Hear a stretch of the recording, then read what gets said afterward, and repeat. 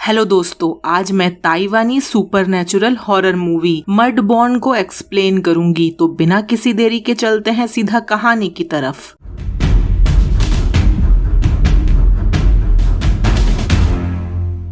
Movie की शुरुआत दो आदमियों से होती है, चैंग और आई, जो एक पुराने घर में किसी काम से गए थे। वो दोनों वहाँ स्कैनिंग और वीडियो बना रहे थे ताकि जिस गेमिंग कंपनी के लिए वो काम करते थे वो उस जगह पर बेस्ड एक हाइपर रियलिस्टिक गेम डिजाइन कर सके। माना जाता था कि जो आदमी वहाँ रहता था उस पर एक बुरी आत्मा का साया था और उसने अपनी फैमिली को चाकू से मार दिया था। हालांकि उसकी बीवी की बॉडी कभी नहीं मिली। वो एक आर्टिस्ट थी जो मिट्टी के डॉल्स बनाती थी और ऑब्वियसली उसका वर्क स्टेशन काफी डरावना था। प्रेजेंट में सिचुएशन तब और खराब हो जाती है जब चैंग आई को एक छोटे बच्चे जैसी क्ले डॉल पकड़ा देता है। तभी आई को एक औरत की आवाज सुनाई देती है जो धीरे से बोल रही थी, इसे वापस रख दो। और आई डर के मारे डॉल गिरा देता है जिससे डॉल के सर के पीछे का एक छोटा सा टुकड़ा टूट जाता है जिसपे कुछ लिखा हुआ था। वो वहाँ से भागने की कोशिश करता है लेकिन भागते हुए एक आयरन रैक से टकरा जाता है और उसके सर से खून बहने लगता है। जैसे ही खून की एक बूंद उस क्ले डॉल तक पहुँचती है उसका रंग गहरा हो जाता है।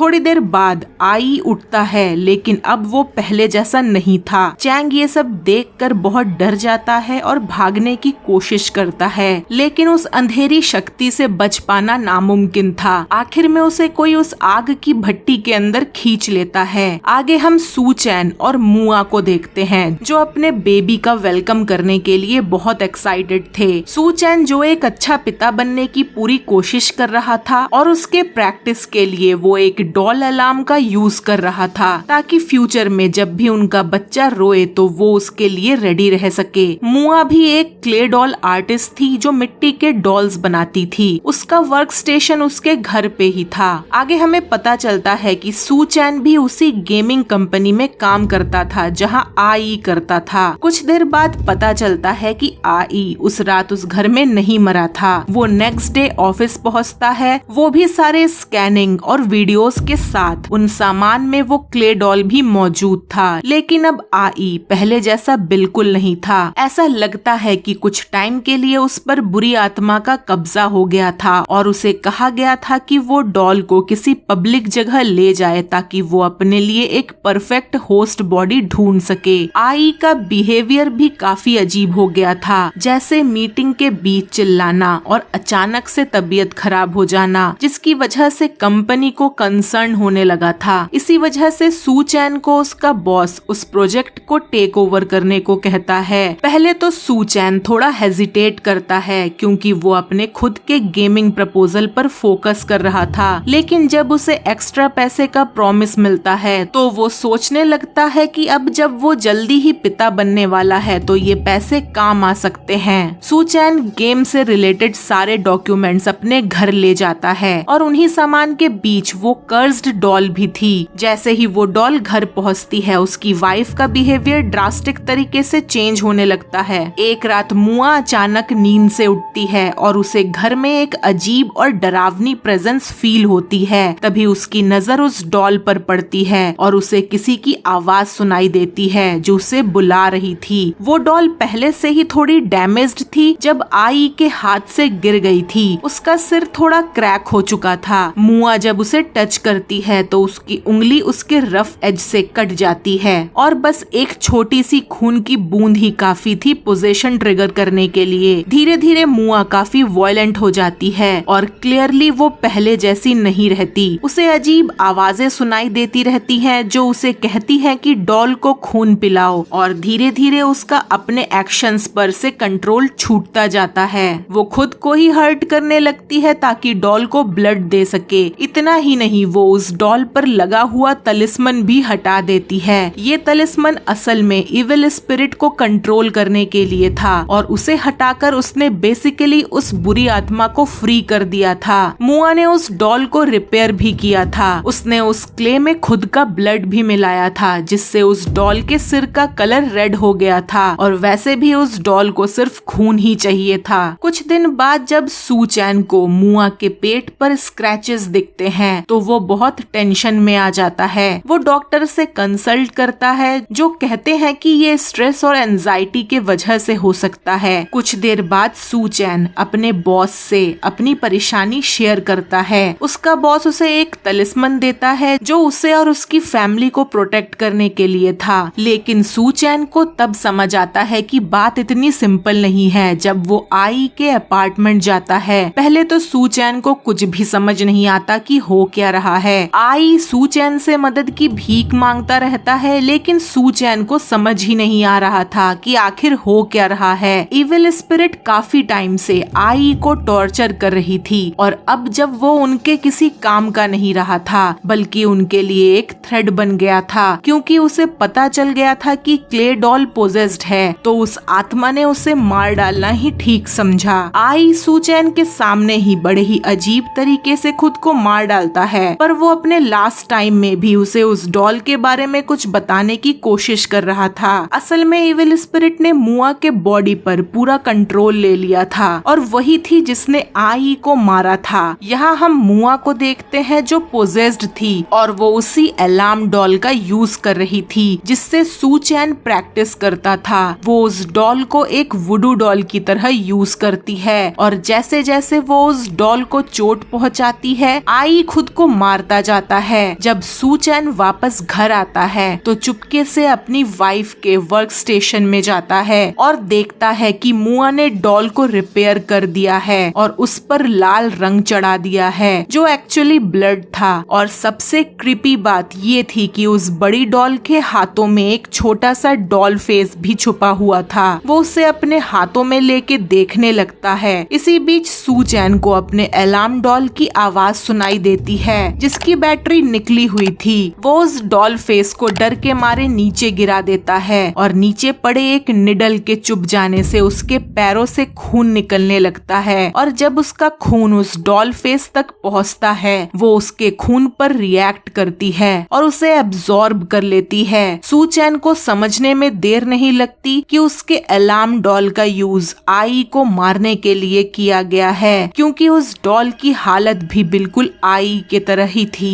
अब यहाँ क्लियरली समझ आ जाता है कि सिर्फ एक नहीं बल्कि मल्टीपल इविल स्पिरिट्स इन्वॉल्व्ड हैं और वो सू चैन को भी अपना नेक्स्ट टारगेट बनाना चाहते हैं। लकीली सू चैन के पास एक तलिस्मन था जो उसके बॉस ने उसे प्रोटेक्शन और गुड लक के लिए दिया था। वो तलिस्मन उसे पोजेस होने से बचा लेता है। अब सू चैन को पूरी तरह समझ आ चुका था कि वो किसी नॉर्मल सिचुएशन से नहीं बल्कि इविल स्पिरिट से डील कर रहा है और अगर उसे अपनी वाइफ को बचाना है तो उसे किसी एक्सपर्ट से मदद लेनी पड़ेगी। सू चैन मदद के लिए मास्टर ली के पास जाता है। मास्टर ली उसे बताते हैं कि जो तलिस्मन ब्रोकन डॉल पर लगा था उसमें कुछ कैरेक्टर्स मिसिंग हैं, शायद इसी वजह से उसमें बंद इविल स्पिरिट बाहर निकल आई है। मास्टर ली उसे सजेस्ट करते हैं कि वो आसेंग से मिले जो एक स्पिरिचुअल प्रैक्टिशनर था और तलिस्मन्स का एक्सपर्ट भी। शुरू में आसेंग उसका केस लेने से मना कर देता है, लेकिन वो एक पावरफुल बाइंडिंग तलिस्मन ढूंढने के ऑब्सेशन में था और इसी वजह से उसकी इंटरेस्ट इस केस में जग जाती है। जब आसेंग ब्रोकन डॉल का तलिस्मन स्टडी करता है तो उसे समझ आ जाता है कि ये तलिस्मन क्यों उस डॉल पर लगाया गया था। वो उसे बताता है कि हर स्पिरिट को डिस्ट्रॉय नहीं किया जा सकता, कुछ इतनी पावरफुल होती है कि उन्हें सिर्फ कंट्रोल या कन्फाइन ही किया जा सकता है। आसेंग उसे आगे बताता है कि ये केस थोड़ा रिस्की है क्योंकि तलिस्मन इनकम्प्लीट था और ये काफी रिस्की होने वाला था ये पता लगाना कि उस तलिस्मन का पूरा हिस्सा क्या है। लेकिन सू चैन डिसाइड करता है कि वो रिस्क लेगा ताकि वो अपनी बीवी को और सफर करते हुए ना देखे और स्पिरिट्स को सील कर सके। आसेंग उन इविल स्पिरिट्स को ट्रैप करने की कोशिश करता है, लेकिन जल्द ही उसे समझ आ जाता है कि ये स्पिरिट्स बहुत ज्यादा पावरफुल हैं। जो तलिस्मन उसने यूज किया था वो जलकर राख हो गया था। फिलहाल वो सिर्फ इतना कर पाता है कि मुआ को कुछ देर के लिए बेहोश कर देता है ताकि स्पिरिट्स कुछ देर के लिए कंट्रोल में रहें। प्रॉब्लम प्रॉब्लम ये थी कि ओरिजिनल तलिस्मन इनकम्प्लीट था और उसके मल्टीपल पॉसिबल कॉम्बिनेशंस हो सकते थे। उनके पास इतना टाइम नहीं था कि वो सब ट्राई कर सके। आसेंग के अकॉर्डिंग इविल स्पिरिट्स को किसी बॉडी को कम्प्लीटली पोजेस करने में 7 दिन लगते हैं और क्योंकि सू चैन डॉल को पिछले वेडनेसडे घर लाया था, उनके पास सिर्फ अगले सुबह तक का ही टाइम बचा था स्पिरिट्स को रोकने के लिए। आसेंग का मानना था कि ये स्पिरिट्स इतनी पावरफुल इसलिए है क्योंकि उन्होंने मुआ को चूज किया, एक ऐसी इंसान जो डॉल्स के साथ काम करती थी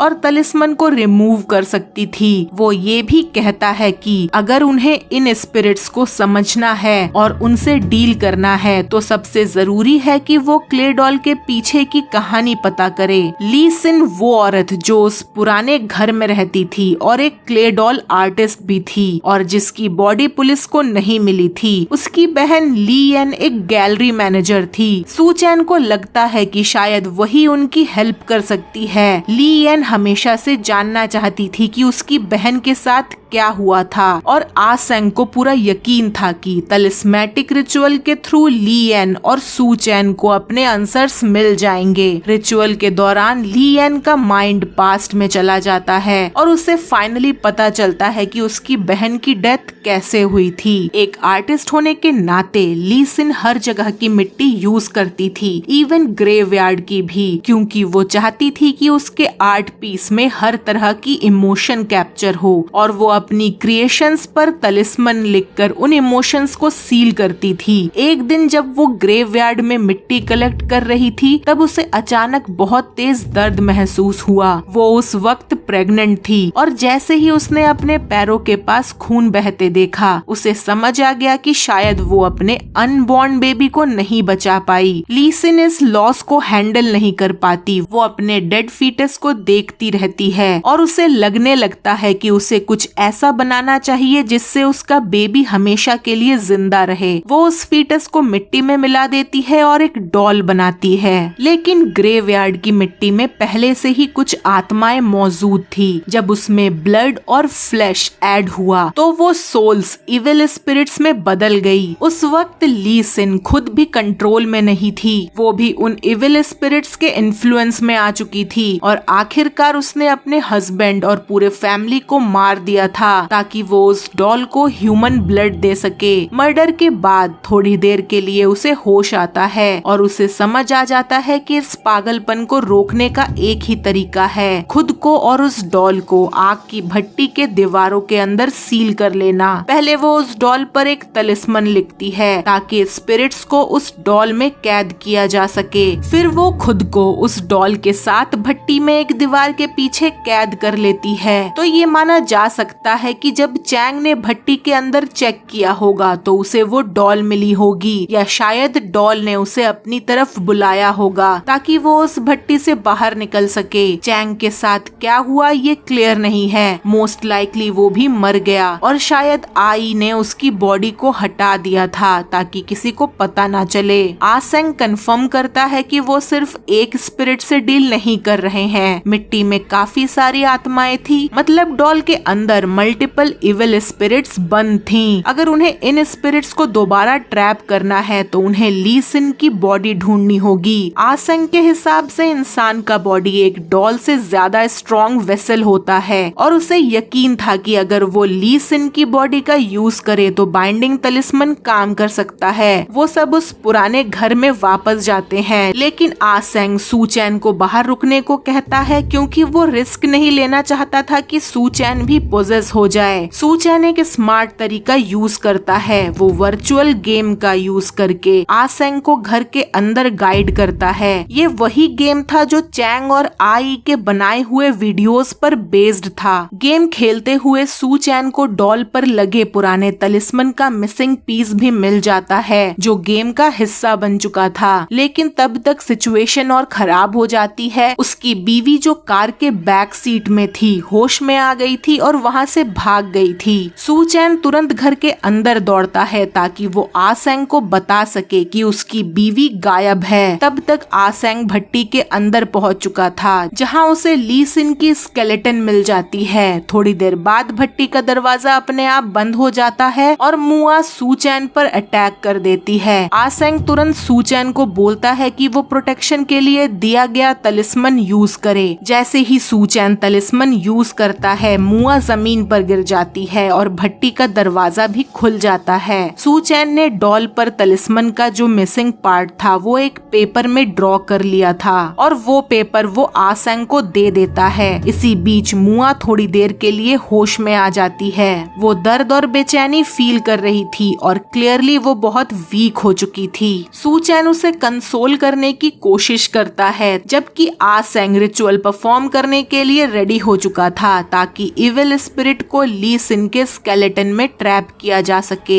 लेकिन अनफॉर्चुनेटली प्लान वैसे काम नहीं करता जैसे आ सेंग ने सोचा था। जैसे ही स्पिरिट स्कल के अंदर जाती है, वो तुरंत क्रम्बल हो जाता है। इससे क्लियर हो जाता है कि वो इतना स्ट्रॉन्ग वेसल नहीं था जो इतनी पावरफुल स्पिरिट्स को अंदर होल्ड कर सके। मर्ड बॉन्ड के एंडिंग में आ सेंग एक्सप्लेन करता है कि मुआ और सू चैन को इविल स्पिरिट्स को अपने बेबी के अंदर सील करना पड़ेगा, क्योंकि वो स्पिरिट्स दोबारा जन्म लेना चाहती थी और फीटस पर कब्जा कर चुकी थी। लेकिन सू चैन ने मुआ से प्रॉमिस किया था कि वो हमेशा उसे और उसके बेबी को प्रोटेक्ट करेगा, इसीलिए वो इतना टफ डिसीजन ले ही नहीं सकता था। आखिर में सू चैन डिसाइड करता है कि वो खुद को सैक्रिफाई करेगा ताकि अपनी बीवी और अनबॉर्न चाइल्ड को बचा सके। मुआ उसे रोकने की कोशिश करती है, लेकिन सू चैन अपनी रिस्ट काट लेता है और जैसे ही उसका खून डॉल को टच करता है, इविल स्पिरिट्स उसके बॉडी पर कब्जा कर लेती है। जब आ सेंग तलिस्मन लगाने की कोशिश करता है तो स्पिरिट्स रेजिस्ट करती है। वो सू चैन से कहती है कि वो अपनी बीवी को मार दे, लेकिन वो ऐसा नहीं कर पाता। इसका मतलब था कि उसकी सोल अभी पूरी तरह से डिस्ट्रॉय नहीं हुई थी। जब वो थोड़ी देर के लिए होश में आता है तो वो आ सेंग से रिक्वेस्ट करता है कि तलिस्मन उसके बॉडी पर ड्रॉ कर दे। आ सेंग बिना टाइम वेस्ट किए तलिस्मन ड्रॉ कर देता है और सू चैन तुरंत जमीन पर गिर जाता है। अब वो एक वेसल बन चुका था। वो जिंदा तो था, लेकिन सिर्फ एक वेजिटेटिव स्टेट में। आखिरकार मुआ अपनी बेटी को जन्म देती है। वो अपनी बेटी के लिए स्ट्रॉन्ग रहने की कोशिश करती है, लेकिन ये इतना आसान नहीं था। वो अपने हस्बैंड को बहुत मिस करती थी और उसे थोड़ी सी तसल्ली सिर्फ उस गेम से मिलती थी जो सू चैन ने डिजाइन किया था। सू चैन एक ऐसा गेम बना रहा था जिसमें इंसान अपनी फैमिली के साथ टाइम स्पेंड कर सकता था, चाहे वो फिजिकली पास ना हो, बस उनका वर्चुअल वर्जन गेम के अंदर क्रिएट हो जाता था। ये वीआर गेम ही मुआ के लिए एक इमोशनल सपोर्ट बन चुका था। वो बिना हेजिटेशन वीआर ग्लासेस पहन लेती है, क्योंकि उसे लगता है कि कम से कम उस वर्चुअल वर्ल्ड में वो अपने हस्बैंड के पास रह सकती है और उसे हग करने का एहसास भी महसूस कर सकती है। पोस्ट क्रेडिट सीन में आ सेंग उस बाइंडिंग तलिस्मन को अपने सीक्रेट चैम्बर में रख देता है, जहां वो अपने सबसे रेयर और पावरफुल तलिस्मन्स स्टोर करता था। लेकिन अभी तक उसे स्टीलिंग सोल, बोरोइंग लाइफ और रिजरेक्शन वाले तलिस्मन्स नहीं मिले थे। दूसरी तरफ ली एन अपनी गैलरी में रखी क्ले डॉल को बड़े प्यार और फैसिनेशन के साथ देख रही थी। इससे ये अज्यूम किया जा सकता है कि वो अपनी बहन से बहुत ज्यादा अटैच्ड थी और शायद अब वो ब्लैक मैजिक का यूज करके उसे वापस जिंदा करने की कोशिश करे। हो सकता है कि अब उसे एग्जैक्ट तरीका समझ आ गया हो कि अपनी डेड सिस्टर को कैसे रिवाइव किया जा सकता है। ली एन को तलिस्मन्स का थोड़ा नॉलेज पहले से ही हो सकता है, स्पेशली क्योंकि ली सिन भी इस फील्ड में काफी इन्वॉल्व्ड थी। आगे सीक्वल में शायद हमें उन दोनों बहनों का पास्ट भी देखने को मिले, जिससे समझ आए कि उन्होंने तलिस्मन्स का नॉलेज कैसे गेन किया। पोस्ट क्रेडिट क्लियरली हिंट देता है कि नेक्स्ट पार्ट में आ सेंग का रोल बहुत इम्पोर्टेंट होने वाला है। उसे ली एन को रोकना होगा, जो एक ऐसा रिचुअल परफॉर्म करने वाली है जो नेचुरल रूल्स को तोड़ देगा और ऑब्वियसली उसके कॉन्सिक्वेंसेस बहुत ही डरावने होंगे। आ सेंग को जल्दी से रिजरेक्शन तलिस्मन का सल्यूशन ढूंढना पड़ेगा, वरना बहुत देर हो जाएगी। सू चैन अभी भी जिंदा है, लेकिन वेजिटेटिव स्टेट स्टेट में। इसीलिए पॉसिबल है कि ली एन उसके थ्रू अपनी बहन से कांटेक्ट करने की कोशिश करे, लेकिन उसके लिए या तो उसे सू चैन के बॉडी पर बना तलिस्मन हटाना पड़ेगा या फिर स्पिरिट्स को किसी और वेसल में ट्रांसफर करना होगा। क्लियरली ये एक्सपेरिमेंट अच्छा एंड नहीं होने वाला और अब बस यही उम्मीद है कि आसेंग सब कुछ कंट्रोल कर पाए और सिचुएशन को संभाल ले। आई होप आपको ये एक्सप्लेनेशन अच्छी लगी हो। अगर आपको मेरी वीडियोस अच्छी लगती हैं तो मेरे चैनल को सब्सक्राइब करें, वीडियो को लाइक करें, शेयर करें और कमेंट करना ना भूले। मिलते हैं अगले वीडियो में, तब तक के लिए बाय बाय।